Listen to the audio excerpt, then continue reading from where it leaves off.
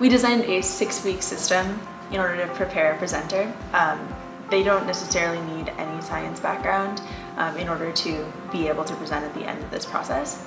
So we start out 6 weeks before their presentation with a kickoff meeting with one of the journal club leads. This is usually with Kyle, my co-lead.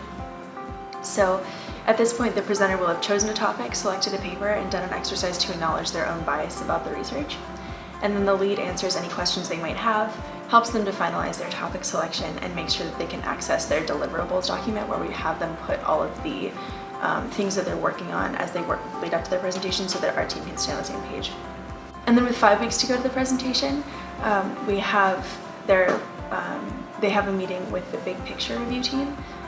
So at this point, the review team helps the presenter identify the novelty of the research, so helping them figure out what the paper is trying to add to the body of knowledge, because that's what research is.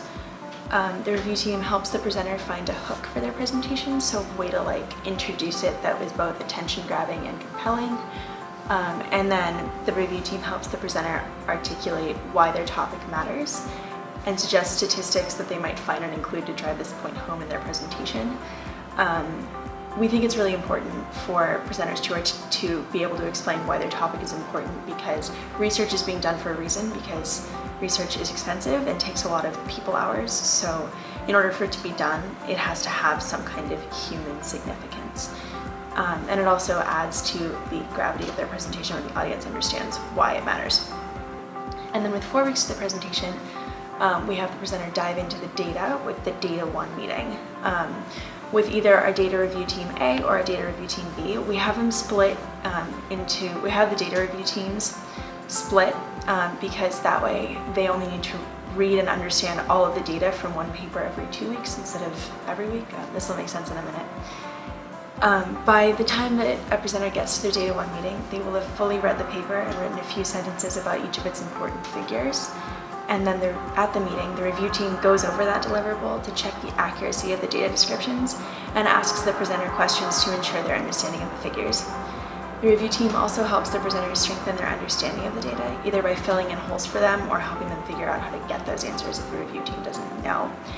And then the week after that, with 3 weeks to the presentation, we have the Data 2 meeting with the same data review team. So if they started out with data review team B, they'll stay with data review team B, and if they started out with team A, they'll stay with team A, so that those exec team members only need to have a deep understanding of one paper every 2 weeks instead of a paper every week, which would be kind of a lot. So by the time a presenter gets to the Data 2 meeting, they're 3 weeks out, and they will have constructed a story with the data.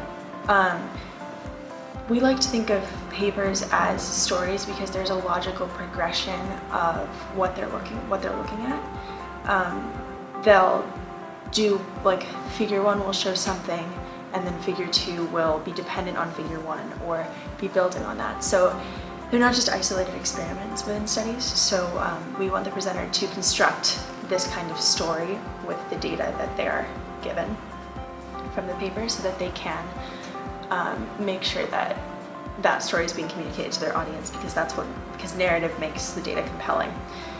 And then at this Data 2 meeting, the review team makes sure that the story makes sense and helps the presenter figure out how best to present that data to an audience without any jargon, or just in a way that is clear to an audience without assuming any background. And then with 2 weeks to go, we have the presenter do a 1-minute drill with our 1-minute review team. So the way this works is the presenter shows up without any preparation except all the work that they've already done. There's no specific thing for this meeting. And the review team sets a timer for 60 seconds and asks the presenter to explain the point of their paper. The presenter will likely stutter and fumble and get stuck, and this is totally okay. And then at the end of that 1 minute, the review team gives them any feedback that might be helpful and then asks them to do the 1 minute again. And they do this 3 to 5 times or until the presenter has it totally down. And this exercise, which we call a 1-minute drill, helps the presenter distill the most important aspects of their topic and figure out how best to explain them. We do this because during all the data analysis when one's getting really deep into the paper. It's really easy to get lost in the woods and forget like the thesis and remembering why this is important and why it all matters. So this is sort of our way of bringing it back to that before they make their slides. And then with 1 week to their presentation, presenters will have a meeting with the presentation review team. We ask the presenter to be done with their slides at this point, and in general, people are about 80% done. The review team starts this meeting by asking the presenter where they are in finishing their presentation and what they want to get out of the meeting. And then the review team will ask the presenter to flip through their slides and after that, give any useful feedback to the presenter. And just sort of like, this ends up being really case by case, depending on where the presenter is and what they need. This feedback can be about presentation style, about slide construction, or really anything that they need at this point in order to curate their content into a good presentation. And then if there are any larger problems or things that aren't fixed during the meeting, the review team asks the presenter if they need any help getting that done. And sometimes the answer is yes and sometimes no, it just depends where the person is.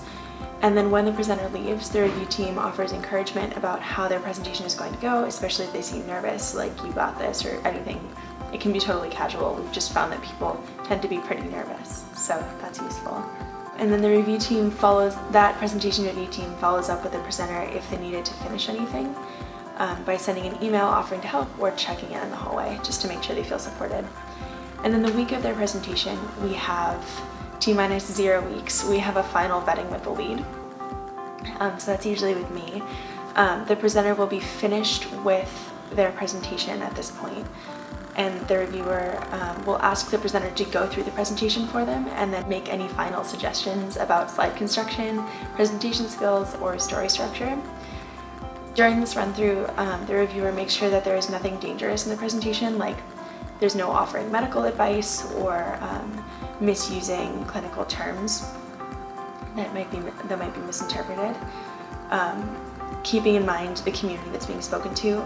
So we had a presenter talk about depression or SSRIs, and because we know that in the student population there are certainly students on SSRIs, it was really important that we not offer medical advice or extrapolate the data to say anything about their efficacy for individuals.